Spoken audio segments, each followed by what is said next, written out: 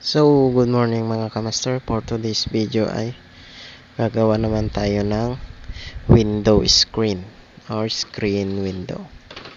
So, dito guys ay may nakat na tayong screen frame. So, ito yung ginagamit natin pag gumagawa tayo ng screen window. So, nakat na din natin siya ng 45 degree. So, ang susunod natin gagawin ay lalagyan natin siya ng corner bracket. So, ito yung gamit nating corner bracket. So, yung corner bracket ay tatapat lang natin yung parang groove niya sa groove ng screen frame. So, ganyan yung magiging itsura. Sasalpak lang ng ganyan, then mabubuo na yung screen frame natin. At take note mga kamaster, sa paggawa ng screen window ay kung ano yung sukat ng ating sliding panel ay yun din yung magiging sukat ng gagawin nating screen frame.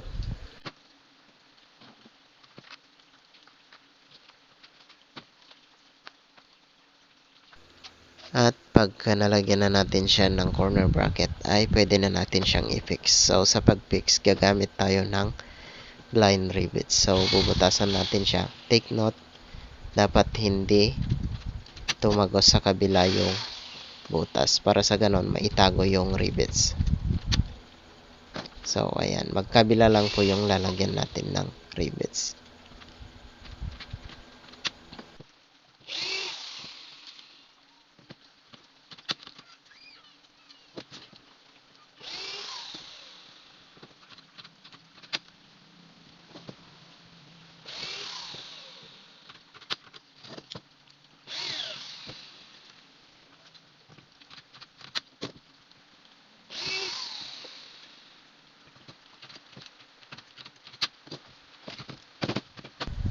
At pagka nalagyan na natin siya lahat ng rivets ay susunod na natin yung screen mesh natin.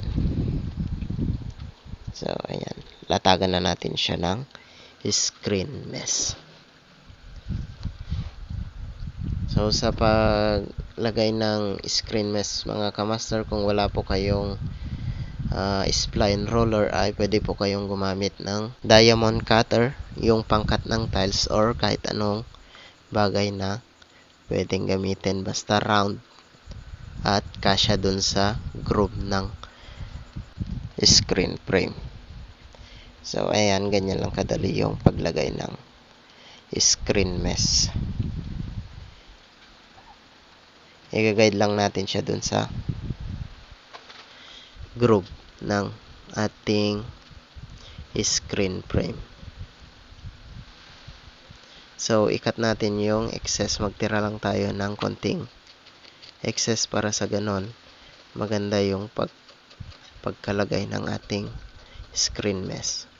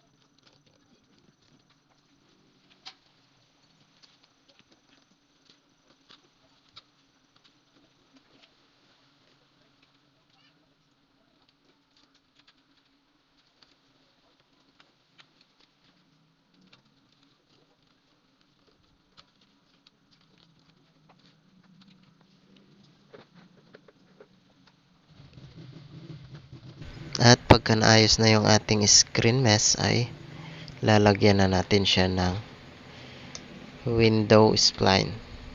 So, yun yung naglalak sa ating screen mesh.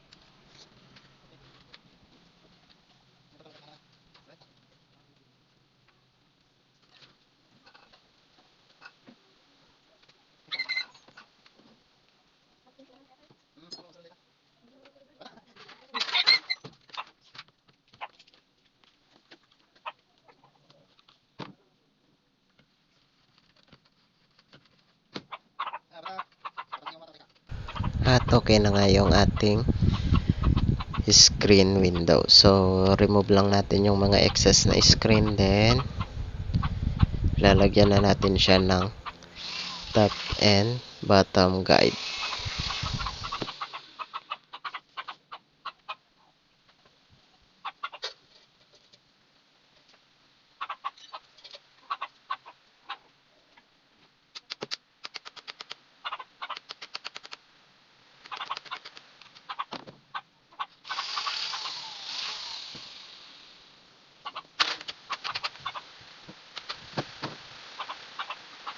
At natapos na nga mga kamaster. Salamat po sa panonood. So, kung gusto nyo yung mga ganitong video ay maaari pong mag-like and follow sa ating page para sa iba pang mga videos.